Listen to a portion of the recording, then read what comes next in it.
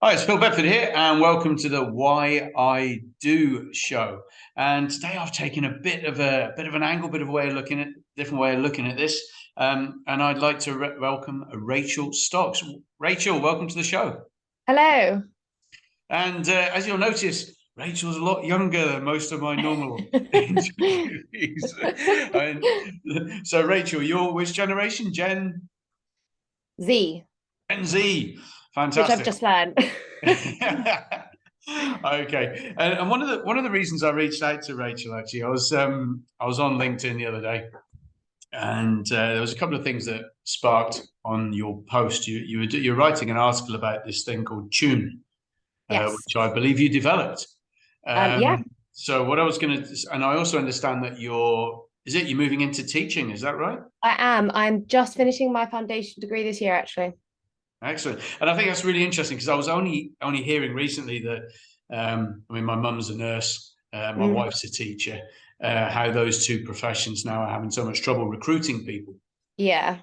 and so I just thought it was interesting. I'm interested to know, number one, why you're going into this career of teaching, which is extremely noble, and then when you've got a moment, I want to learn more about Tune, and then of course we're going to find out what drives you afterwards. So, Okay. for what reason have you chosen teaching, Rachel? Teaching always something that I considered from a young age, but when I was 18, I made the sole decision to go into professional work. And obviously due to the pandemic, which hit a lot of us, especially I think people in their 20s, who were just trying to get on their feet, I decided to take the career choice to do primary school teaching. Um, there's a lot of reasons behind this, which kind of link into tune in terms of a lot of our society, our careers, our professions, they start with children. We all start there.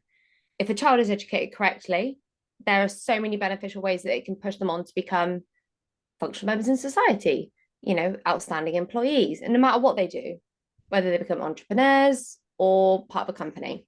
And I think there's a lot to say on how teachers actually develop this world that we live in as people.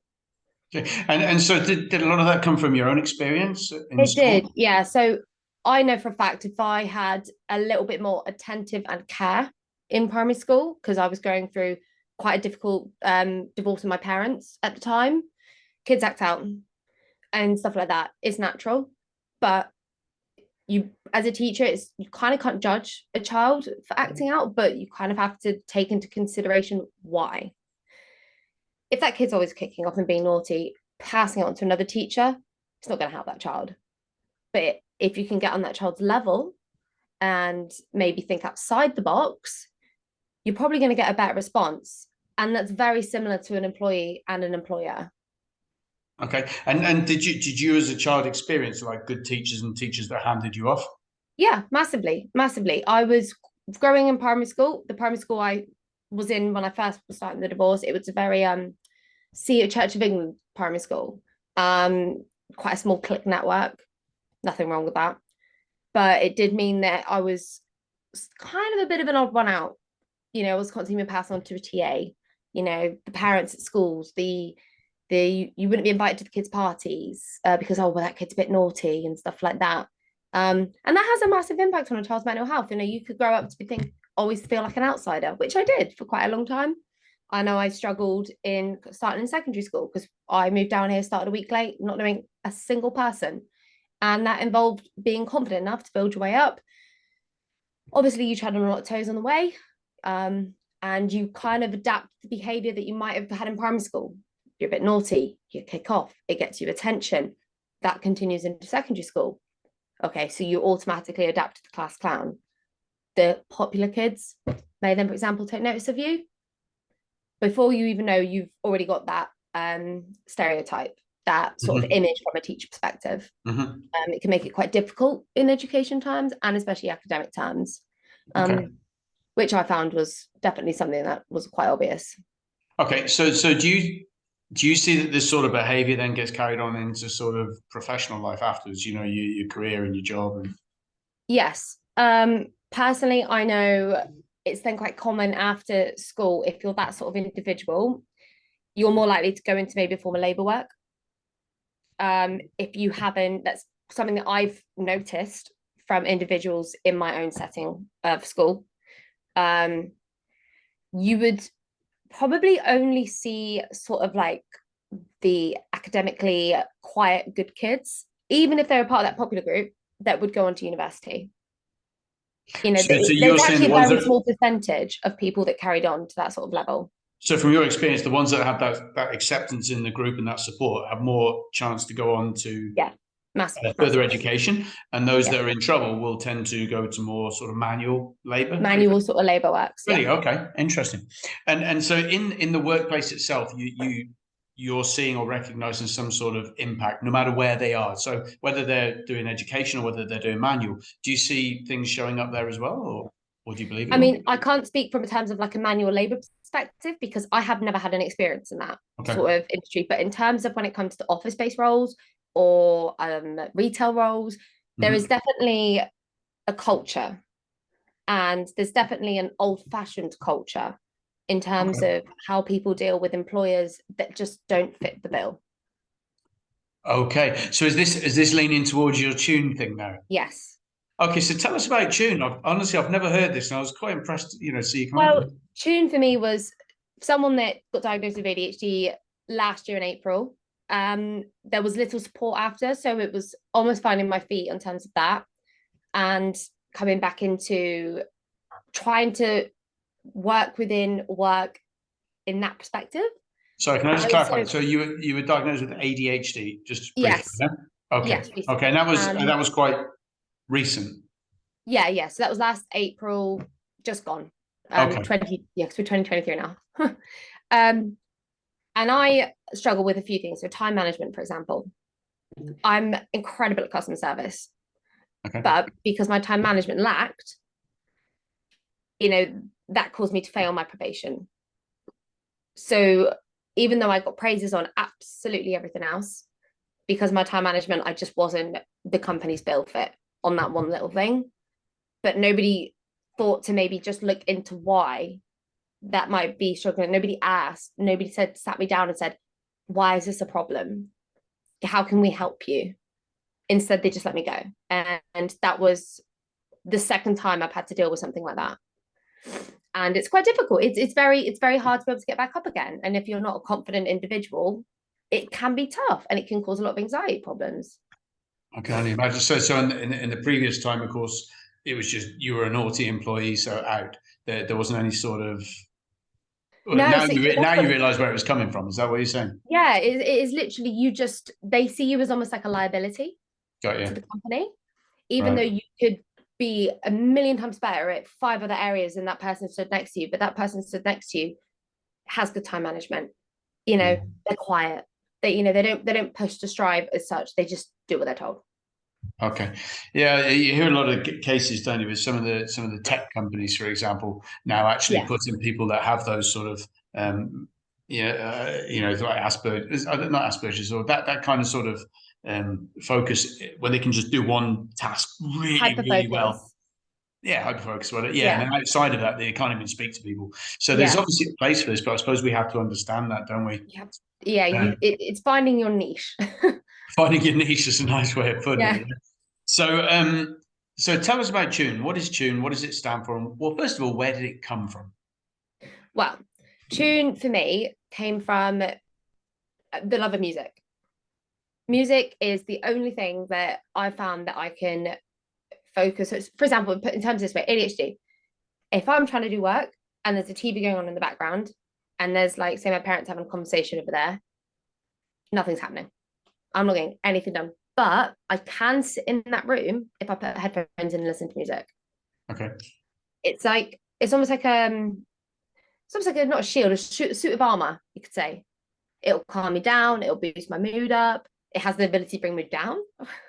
Okay, so you know, so when you immediately said that, I'm just thinking, well, I'd have trouble sitting in a room anyway if two people. I mean, I'd be doing this.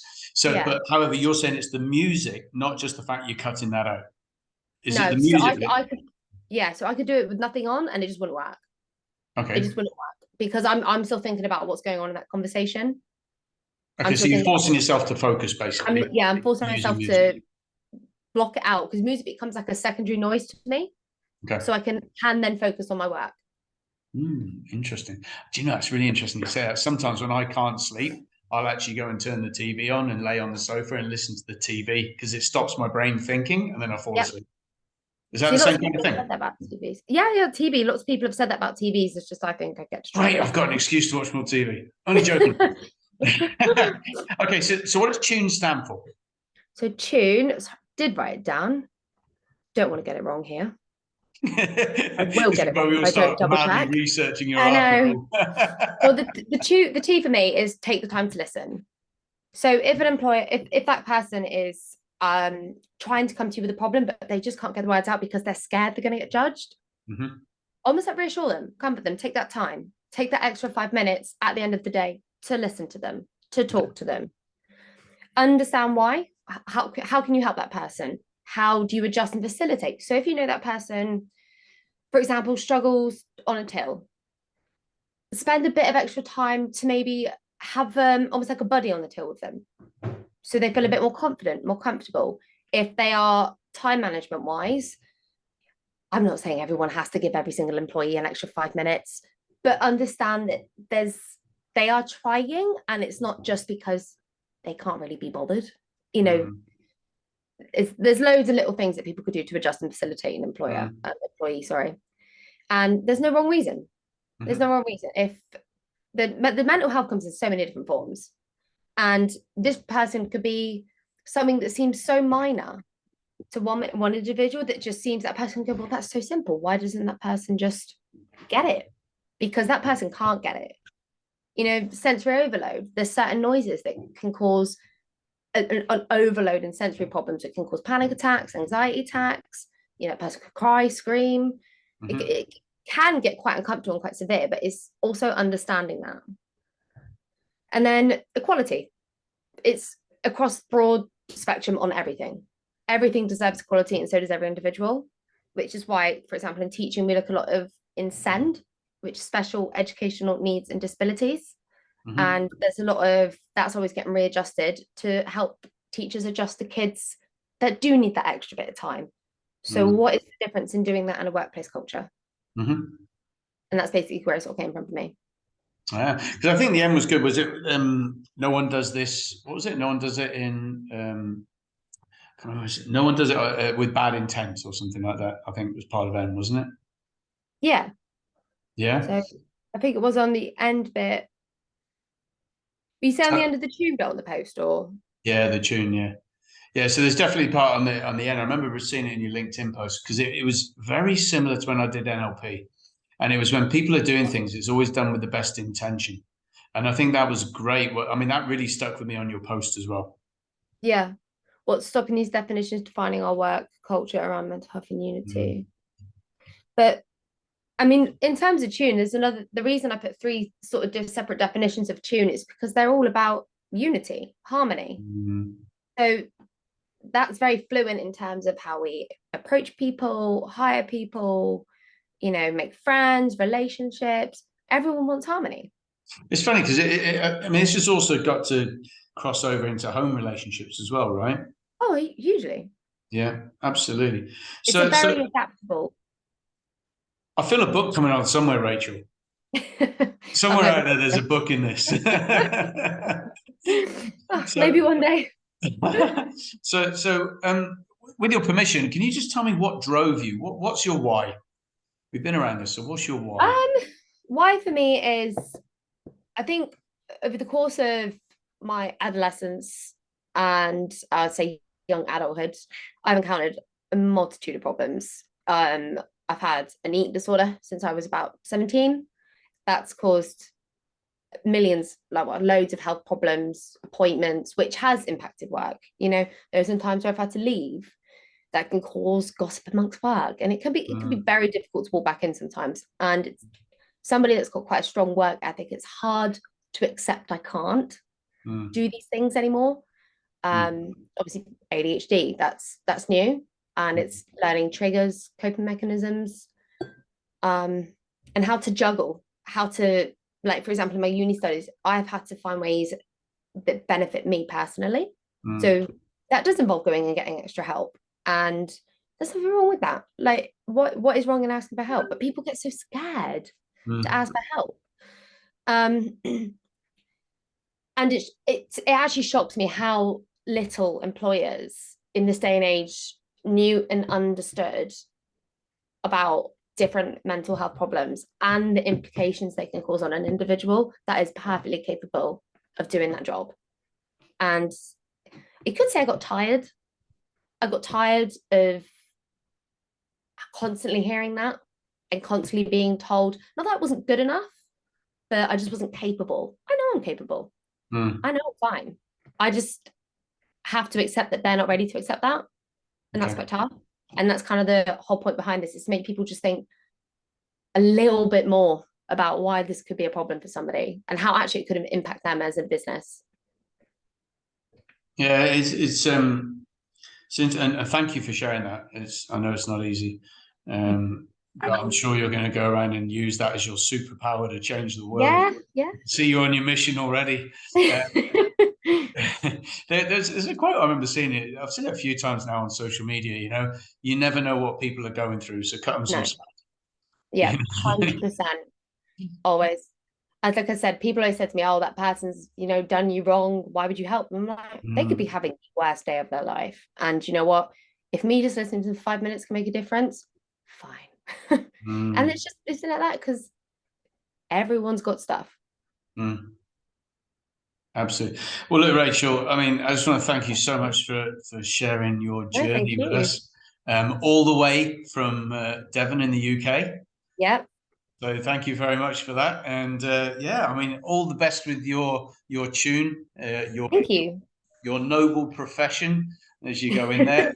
And I'm sure your life experiences are going to help a lot of people as you get the chance to apply them. So keep us in the loop. Let us know how you get on. And I want a copy of your first book. Okay? I'm signing everything. All right. Take it easy, Rachael. Bye. Thanks for the help. Take care. Bye-bye.